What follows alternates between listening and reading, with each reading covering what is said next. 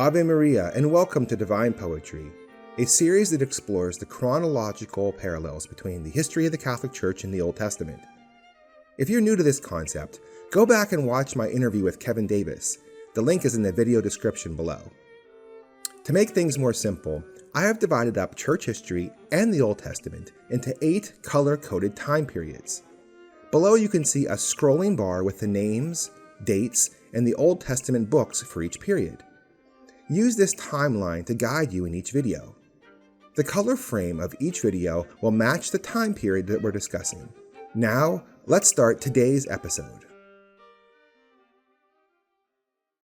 Hello, and welcome to episode 28 of Divine Poetry. Thank you, everybody, for your prayers and well wishes. I am feeling much better than I did last week. Whatever we all caught has been going around the country. I've heard from different people they have the cough and flu-like symptoms. So what I had, you probably have right now. But I feel better. I've been taking my vitamin C. And my wife and I are starting a keto diet, which I feel much better, just cutting out carbs and sugar. Anyway, so in today's episode, I thought I would step back a little bit from our intense focus on issues in the apocalypse and figures and concepts in the apocalypse and look at a different view of church history that I've ever presented before. It's a broad view, and it also, of course, comes to the same conclusion as the parallels do. So this concept is, I call a church history symmetry. Now, I'm not going to look at the Old Testament, I'm not going to look at the Gospels or anything else, just church history. And I'm going to try to demonstrate that it is symmetrical in and of itself. That you can say it kind of hinges on the Middle Ages. The beginning of church history is a reverse of the end of church history, as I'll demonstrate. Before I get into that, I do want to make just kind of one announcement. I've been meaning to say this for a while now. I might as well just, now that I remember, I'll do it. It seems a little bit out of the ordinary, but I'm a dad. I'm a father of 5 boys. And my oldest son, he's about to turn 19 in this December. He graduated with an associate's degree in cybersecurity. He got Dean's List all 4 years. He's very hardworking, very intelligent, very devout young man. And so now he's looking for a job. So I thought I could help him a little bit, just get the word out. If anybody happens to know of anyone who is looking for an entry-level IT professional, I would like to just consider my son. If you have any, if you know anybody, I would love to send. You can send his resume in and see if he qualifies for any entry level position. So I can't recommend him enough. Of course, I'm very, very biased. All right. Okay. Enough said. All right. So let's start with today's topic then. So I'm going to go through some of the major events of church history, and I'm going to on a screen right now. I'll put on this. It's a parabola, or like it's a symmetrical parabola, and we'll see how church history fits over top of this. It's really amazing, right? So there's 1, 2, 3, 4. I'm going to go through 3 different major eras of church history that are reflected in the beginning and in the end. So really, there's like 6 or 7, but. So at the very beginning of church history, as we know, our Lord founded the church on the apostles. And then St. Peter moved to Rome, of course, and founded the Catholic Church's center in Rome. And then very shortly after that, the persecutions of the Roman Empire started. Nero was the first one, and then there were successively 9 more until the worst one under Diocletian. Okay, so after Diocletian he resigned, Constantine fought and won the position of sole emperor of Rome, and then of course he legalized Christianity, ending the persecutions by Rome. So that first major period of church history, we could say, now there's many ways of viewing church history. These are my own categorizations, but so this first categorization, at least for this video, is going to be the persecution of the church by Rome. Right? Constantine ended that. Now, Constantine did not make Catholicism the state religion of Rome. He simply made it legal. Right, and he favored Catholicism, but he didn't mandate it and outlaw pagan religions. So this period between Constantine and Emperor Theodosius, he was the emperor in 380.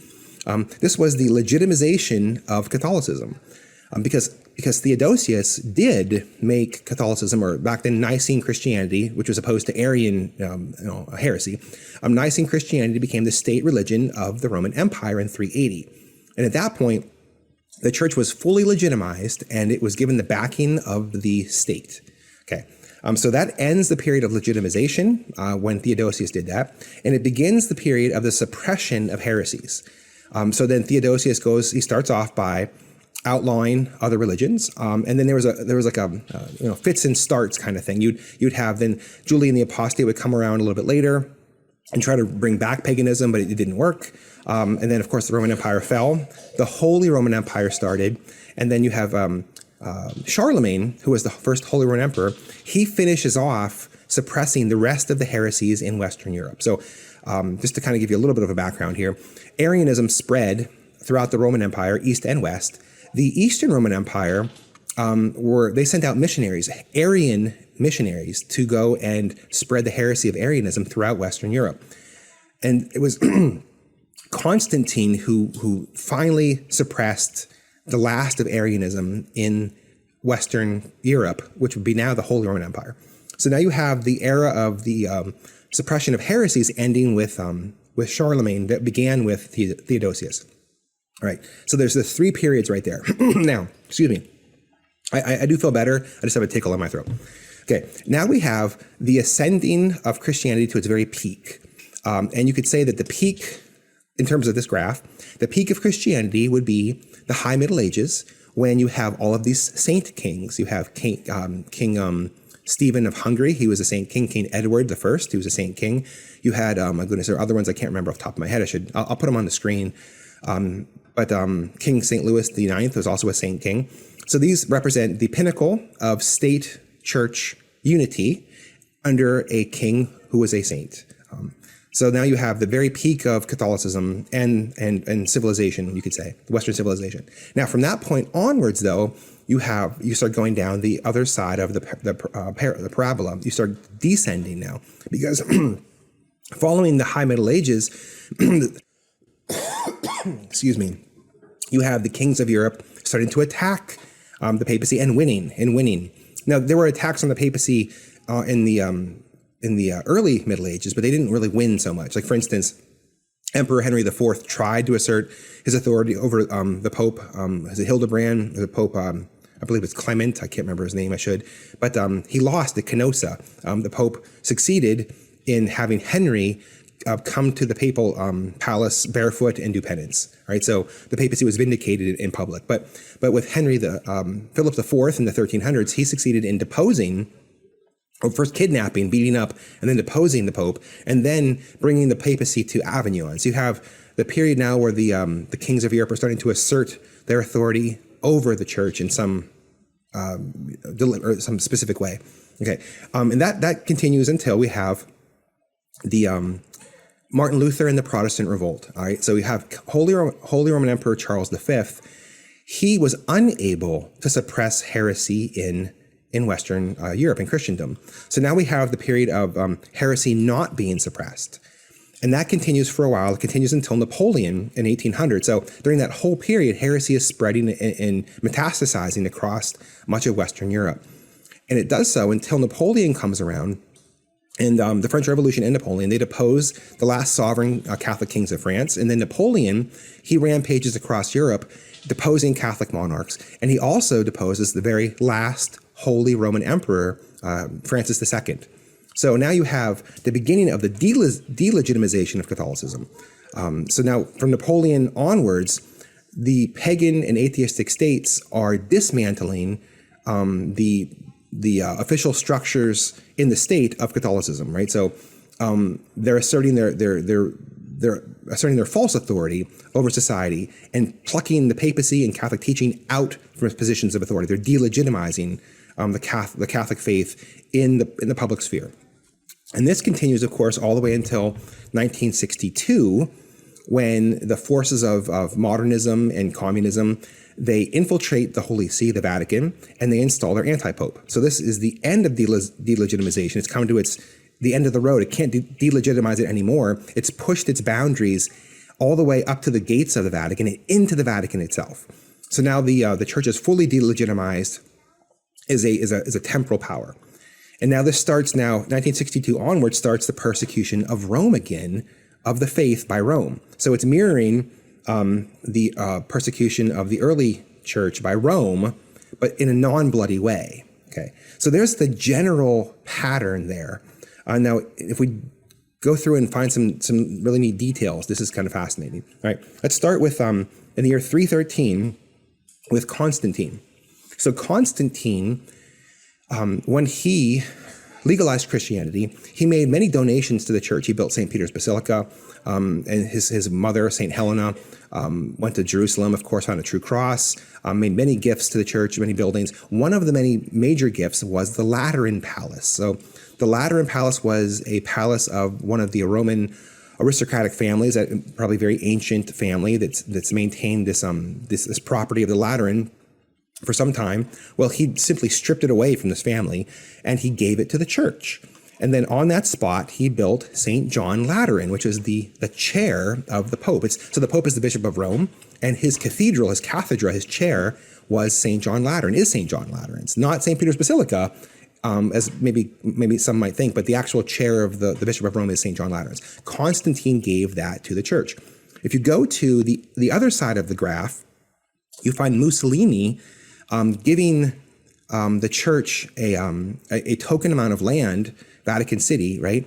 And he does so through the Lateran Treaty. So they signed this treaty where the church is also given by the state, given a substantial gift of some kind in the Lateran Palace. So there's this connection with the Lateran and the idea of the state giving the church something it didn't have before in very crucial times. Like Constantine was giving something that the church was growing when Constantine did it. The church was dying, not dying in a sense, but it was reducing in size, or it was diminishing during Mussolini's time. That's the nature of the reverse parallels.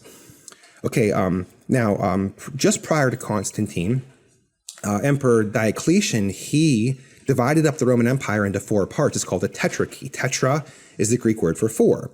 The Roman Empire was too large to manage, thought Diocletian, so he divided it up into 4 parts. There were 2 junior emperors and 2 Caesars that would rule over it. He was one of the 2 major ones, and then he had a minor one named Galerius, and I believe on the eastern or the western part it was Emperor Constantius, and I forget who his junior emperor was. In church history, just at that same period over there, but right before Vatican II, you have the end of World War II when Franklin Roosevelt divided up Germany into 4 parts, or also you could say, after World War II, the whole world was carved up into 4 occupation zones because you had the American sphere of influence, the Soviet sphere of influence, and you had the British and the French. They all controlled major parts of the world after World War II because to the victors go the spoils, right? So the Allied nations carved up the world into 4, just like Diocletian did back then. There's so many neat things. So you can see, like, as we go through church history, the beginning reflects the end. It's symmetrical. All right, now let's see here. We have, let me pick something out here. What do we got? I'll pick, okay, Clovis is a good example. So we're going to go to 481. So in 481, Clovis assumes his role as the first, he's the first unified king of the Franks. He unifies all of the tribes, and then later he converts and becomes the first Catholic king of Europe. And then so he's French, by the way, of course, right? So the word Clovis is the same word as Louis. If you add an L to Clovis and you make the V into a U, you have Louis. Or if you take away the C, excuse me, from Clovis' name, you have Louis. So the idea is that the French kings, Louis XIV, Louis XV, Louis XVI, all these French kings, they're taking the name Louis is just a derivative of Clovis. They're naming themselves after the first French king. The idea is that Clovis was the very first king of the Franks, king of the French.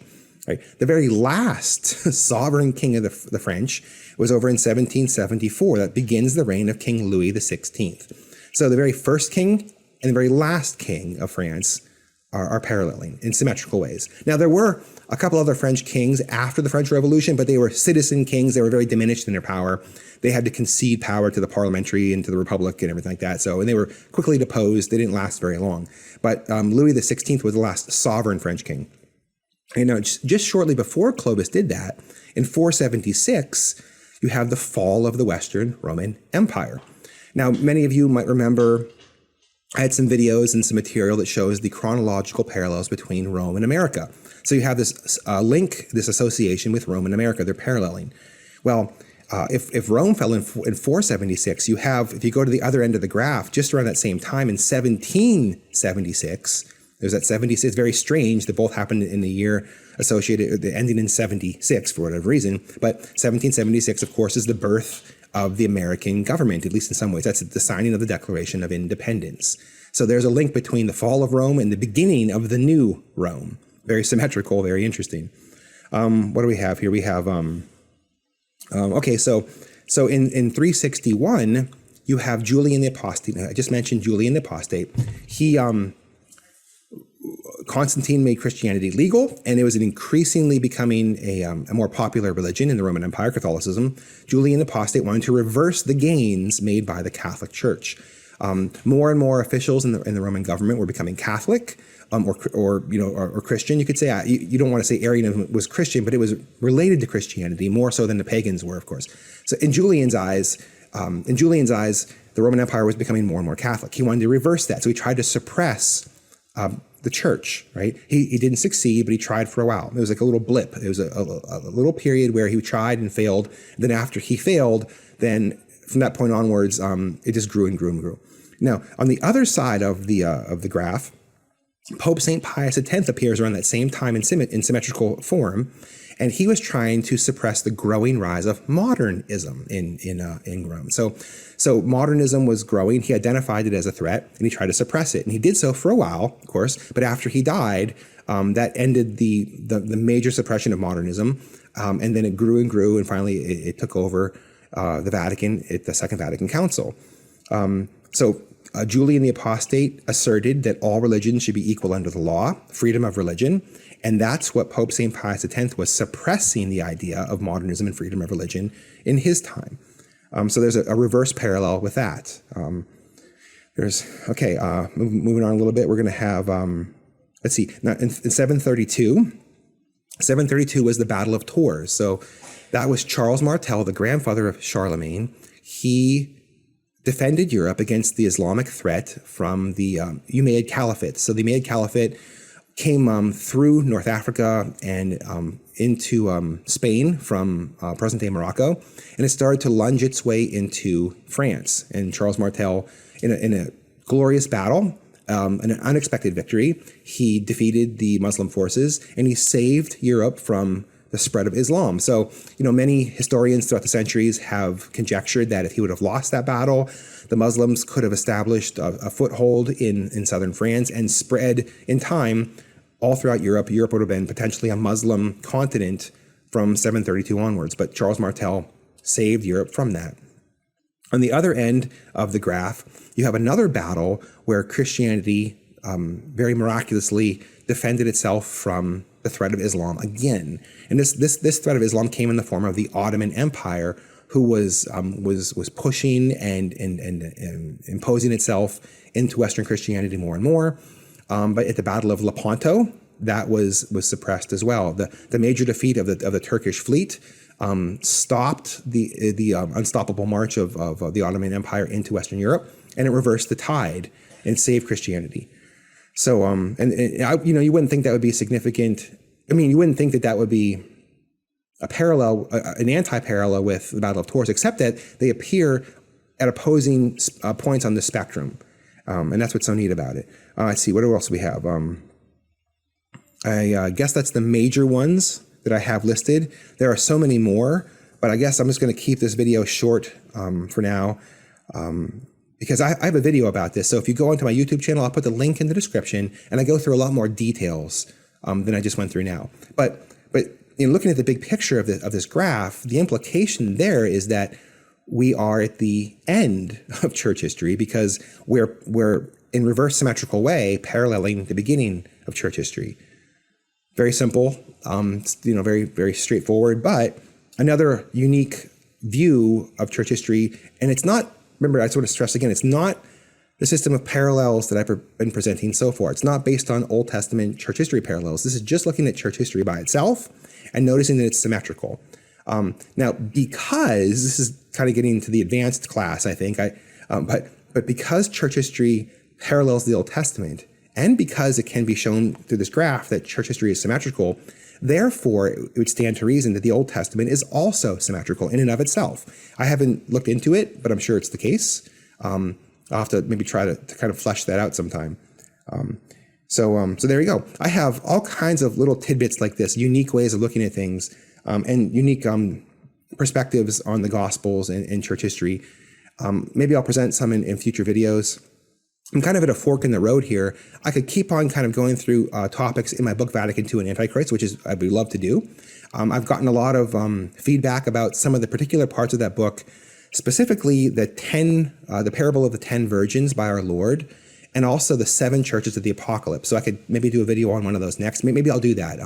Maybe the next 2 videos, I'll kind of cover those 2 things together in one video, and we'll see where we move on from there. So, okay, that's it. Kind of a short one today, but I think it's very interesting. Just another unique little tidbit. Okay, everyone have a great week. Ave Maria, and glory be to God.